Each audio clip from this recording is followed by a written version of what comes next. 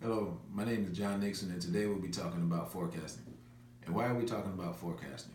Forecasting is a process that all companies, new or old, big or small, have to go through in order to calculate the amount of demand that they need for their product or service. So in today's quick tutorial, we'll be covering three areas: the types of demand, the types of forecasting, selecting a forecasting model, and the laws of forecasting. Now, the definition of forecast: a forecast is an estimate of the future level of some variable. So, for our examples, we'll use automobiles. Now, the three types of forecast: you have demand forecast, supply forecast, and price forecast. Now, demand forecast is either the market demand or the firm level demand. So, going back to our example with the automobiles, if you have a market demand of 100,000 cars, then our firm level demand has to be figured out, and what is our market capitalization out of that market demand. So we know that we have to produce 15% of those 100,000 cars, then we have 15,000 cars that we need to produce. That's part of our demand forecast. Supply forecast, example of supply forecast is how much of a product or service could possibly be interrupted due to interruptions in the supply chain.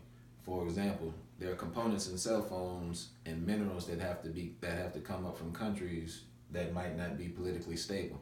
So we had to figure out if the supply chain would be interrupted and what the forecast for those supplies would be coming from those areas.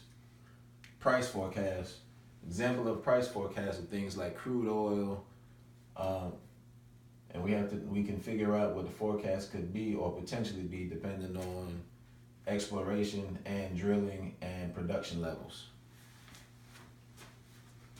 Now moving to selecting a forecasting model. It's essentially two different ways to selecting a forecasting model. You have a quantitative forecasting model and a qualitative forecasting model. Now, quantitative forecasting model are ones that use measurable historical data to generate the forecast, which is the amount of revenue that was generated, or the number of products that were sold, or the number of services that were given in any particular time. Now, within the quantitative forecasting, you have time series models and you have causal models.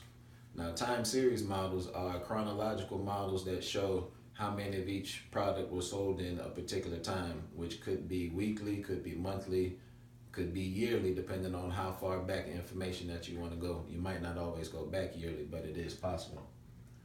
And then within the time series models, you can always determine if there's randomness in the forecast, if there's a trend going on in the forecast.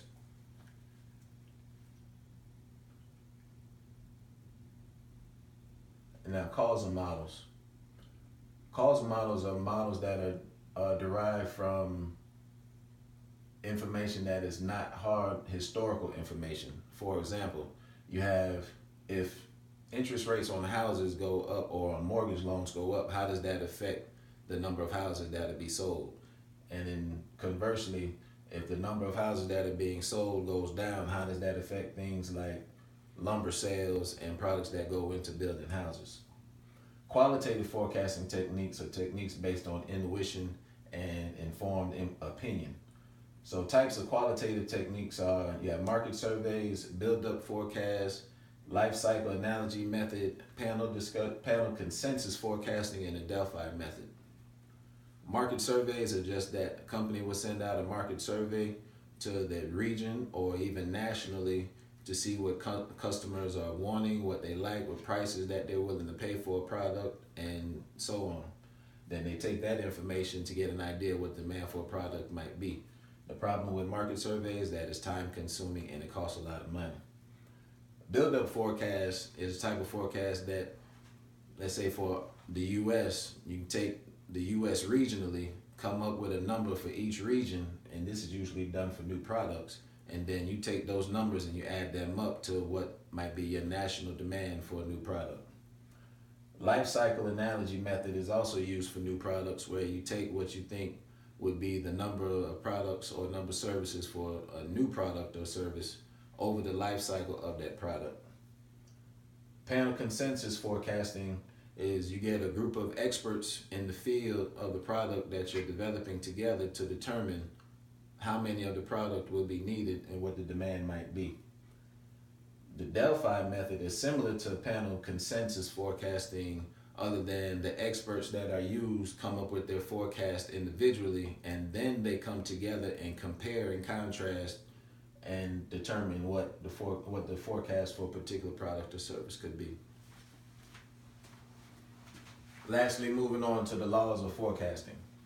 Law number one, forecasts are almost always wrong. A forecast is an estimate of future demand.